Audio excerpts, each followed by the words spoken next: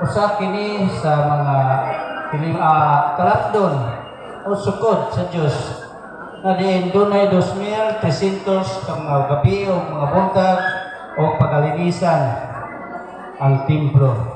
Unsay templo sa Dios? Korinto 16:16, kita ang templo sa Dios. Kasi natinga mo nganong mayroon ba kahit ang mahinaan atong sa sinta kalawas niya pag-abot niya din malipat ang kinsa parihaw niya sa panahon ni Kristo Jesus, pagkamatay ni Kristo Jesus na lansang ang nauna sa mga Diyo nga ang Diyos to lang sa Israel. Pagtunghapon ni manglari nawa po sa manglari lansang na po ang atong manuna nga nas dapitan. Pero ganiha ako ng testimonya o pinag-usap sa katestimonya kami ulit si manglari 2018 wa magkalaog kauban aron paghuman sa trabaho nga dunay 10 years nga gibuhaton dinhi sa Visayas, especially dinhi sa Bohol.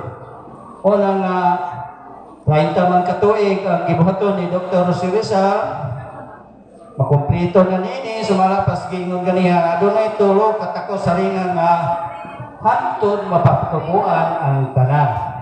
So ari karon ang ako topic nini may gingo utangan man talaga atong tiwason kung masibog ba kay kung mutuot ang Dr. Jose Rizal si Malari nagahisgot ni Dr. Jose Rizal mutuot ang Malari karon ang pangutanan ni og dili ta mutuo ni anoy datahan malipay ba si anoy kamong taga Bohol to ba dili malipay siyempre Pagtong espiritu sa Diyos nga dito sa lawas ni Malari, iyang gihubo ang iyang lawas dito sa dapitan, o bitatong ganiha doon ay gidamgo nga, buhi si Malari tuwa sa dapitan gidamgo. Ano man, gihubo niya ang iyang lawas dito sa parke, dito sa balay niya.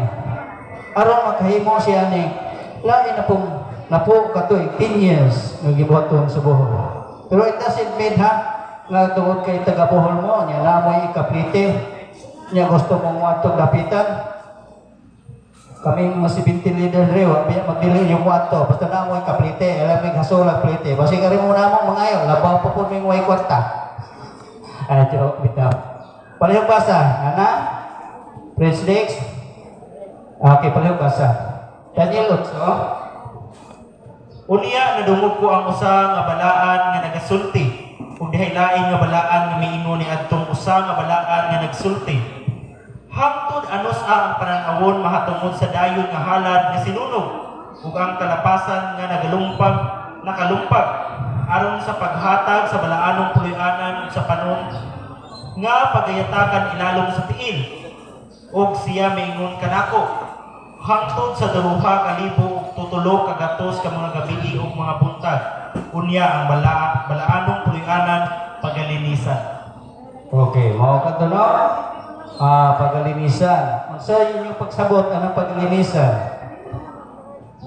Sumala pa sa mabasa niya sa balaang kasulatan, ang bag-ong bino dili kasulod sa daan panit kay magisik ang panit.